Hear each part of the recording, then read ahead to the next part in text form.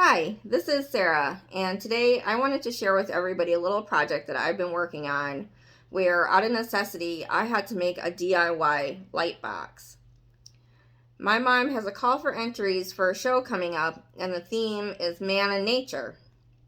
And Bobby had taken this photograph at Art in the Park at Ashuelot River Park, where he crawled inside of this gigantic steel tube and photographed the Ashuelot River Dam.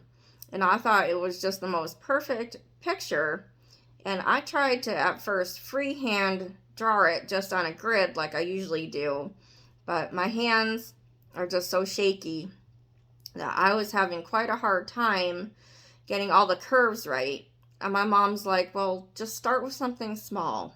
So I'm like, all right, let's just go for a 5x7 and see what happens. And I'm like, well, there's got to be a way to trace the image onto the canvas paper.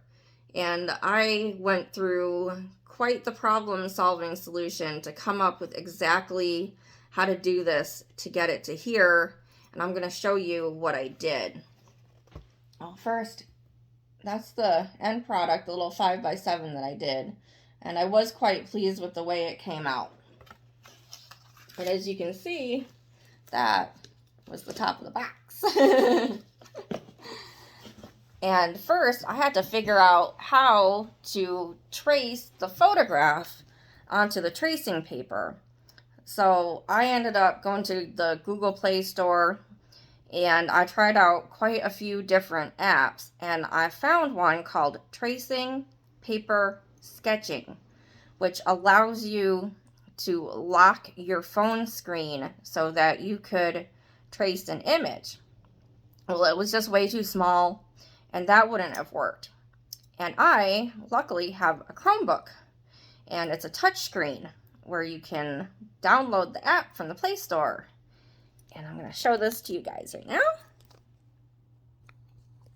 See, in front of me, I got my Chromebook, and this is the Tracing Paper Sketching app. And see down here, it lets you lock and unlock the screen and adjust the brightness. And I have a piece of tracing paper over the image that I wanted to trace, and I took a Sharpie, just one of these, like, super fine point Sharpies, and I traced in the marker to have very dark lines, just the basic layout, which was quite the problem-solving adventure to get it to this stage. And then I'm like, what next? And when we were moving everything out of the storage unit, my Aunt Harriet had packed stuff in these boxes, which I believe came from Staples because they're the assemble yourself kind. And I'm like, oh, that has a removable lid. I can use that. And I cut out, leaving 1 inch around, this center piece of cardboard, which left me with the opening where I could mount this, which is a piece of glass. And this glass is 11 by 14, and it came out of an old frame from Michael's. And I've got my canvas paper on top of here, and that is my tracing paper where I had drawn out the image. And the way I secured this glass in there so it wouldn't cut me, which I did get quite a nasty cut taking it out of the bag, was to use my big heavy-duty shipping tape, which I love to use for mailing. And so I could take this off, and there's the lid, and that's what it looks like inside. As you can see, I thoroughly taped that down so there was no sharp edges. And I found these 2 small flashlights at Harbor Freight, and I chose them because they're flat.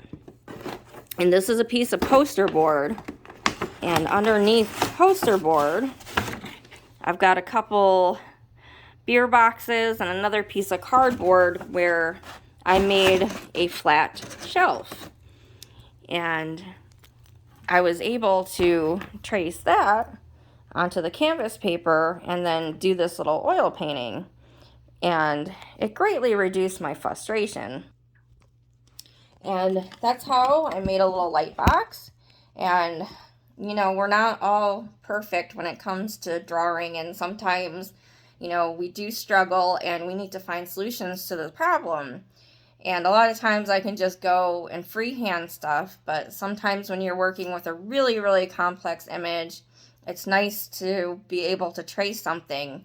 And before, when my printer broke in the move, so I don't have one right now, but when I did have a working printer, I used to take parts of photographs, crop them, and put them into Microsoft Word where I could blow them up and just print out like a specific area that I was really struggling with, something where I could trace it. I did a couple of like Bobby, where I did, you know, the Lansing River Trail series where he was sitting on a wall where I wanted to get his proportions exactly perfect. And especially if you're working with an image like this where it's an extremely recognizable place and it's quite complex, you don't want to screw that up because, you know, it just looked wrong. I did this same technique with the printing out and the tracing with the Lansing city skyline with the Capitol in the back, and I wanted to get that image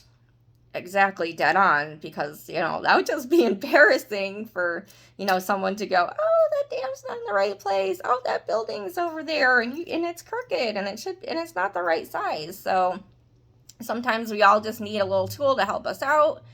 And hopefully by the time I get to do a big 16 by 20, I'll have the layout down a lot better where, you know, I can get a good handle on where the curves and stuff are to be. And it'll be a really great painting. Fingers crossed. So thanks for joining me for this little video and listening to my little tutorial. And, you know, if you need to make a little DIY light box, here's a little idea about how you can do it with stuff that's just lying around your apartment. Well, happy painting and have a great day.